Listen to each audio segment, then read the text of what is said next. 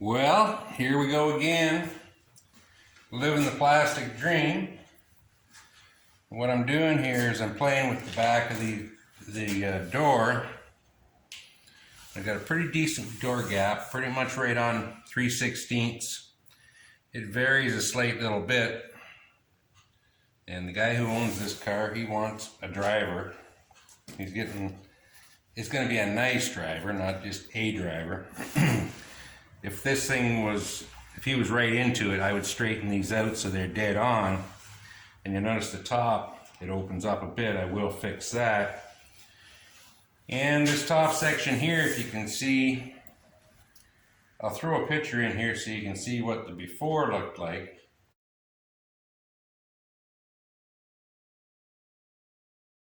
And what I've done is there's lots of thickness up in this area of the fender because this is joined somewhere in this area. Same goes for the front fenders. All these body panels are glued on after. So I've got thickness to play with. So what I did is I feathered all this back in to line up the top of the door. And I didn't just feather this corner in. I feathered it all the way along.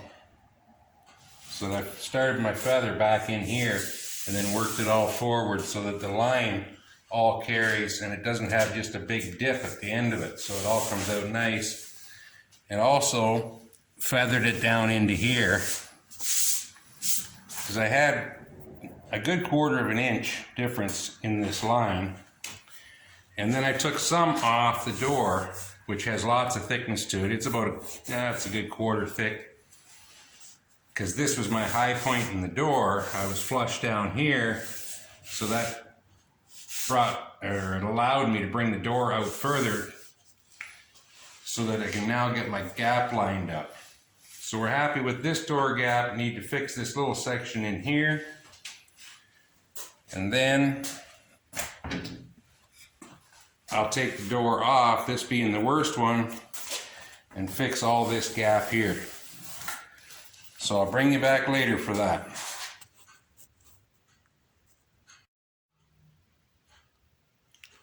Still playing in plastic heaven.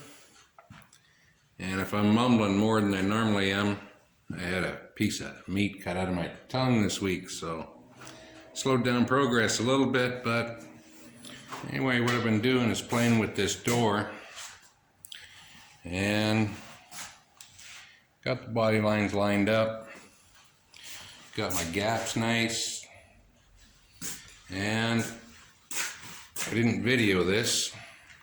I will on the other side when I get to it, but this was the worst of the two. And you can see the gaps.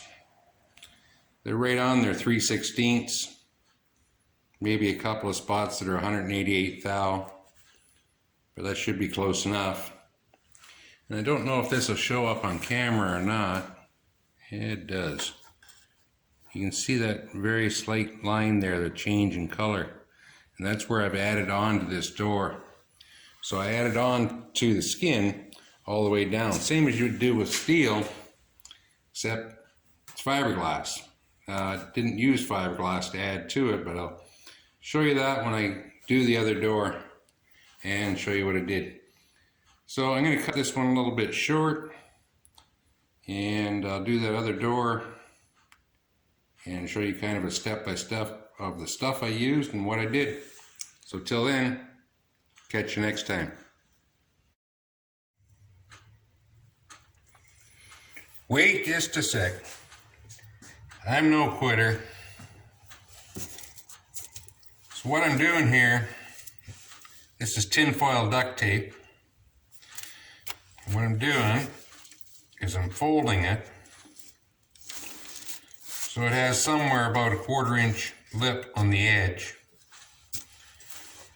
And then I'm taking a razor blade, and again about a 1/4 of an inch out, I'm cutting through the backing and trying to only go through the backing. So let me get this peeled off and I'll show you what I'm doing. So what I've done with the duct tape is folded it on the edge cut it and then removed part of the backing,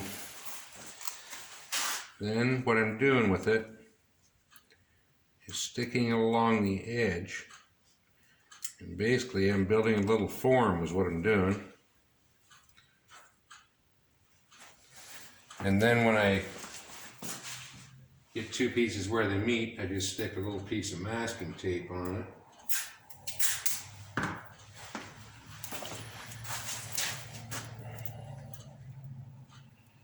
If we're doing this, gravity is your enemy.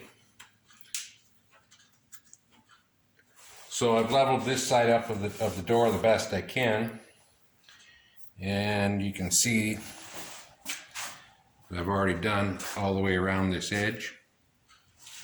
So what I'm going to do is just block off the end on both ends, and then I'll show you what I'm filling them with. So I have my little form all built. And what I forgot to mention earlier is before I did any of this, is I took a 50 grit on the grinder and ground back through the gel coat into the actual glass, because then it's porous, and then tapered back from that with an 80 grit. And then on the edge of the door, I took a piece of 40 by hand and cleaned it all off so that the 40 puts a good scratch into it. And what I'm going to use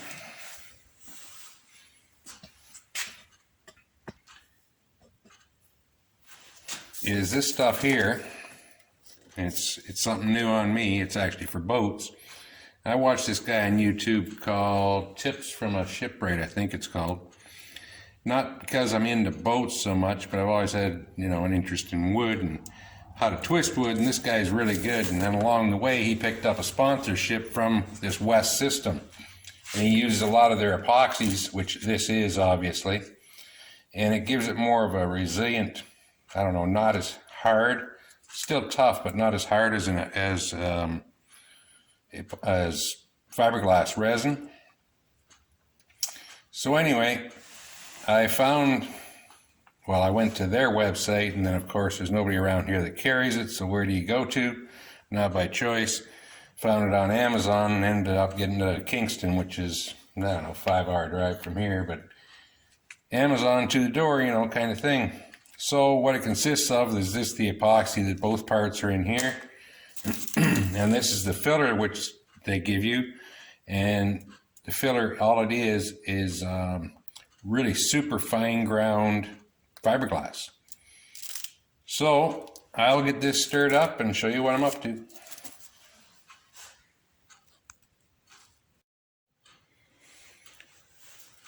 So through trial and error, and of course, all the proper tools, we got the dollar store shooter glasses and the bench screwdriver, and I mixed this stuff fairly thick. And of course, that's the trial and error program, because I had no idea. And then all I do is feed it into that trough.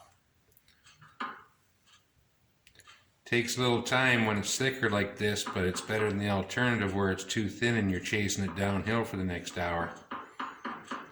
So let me get that all in there and I'll show you what comes next.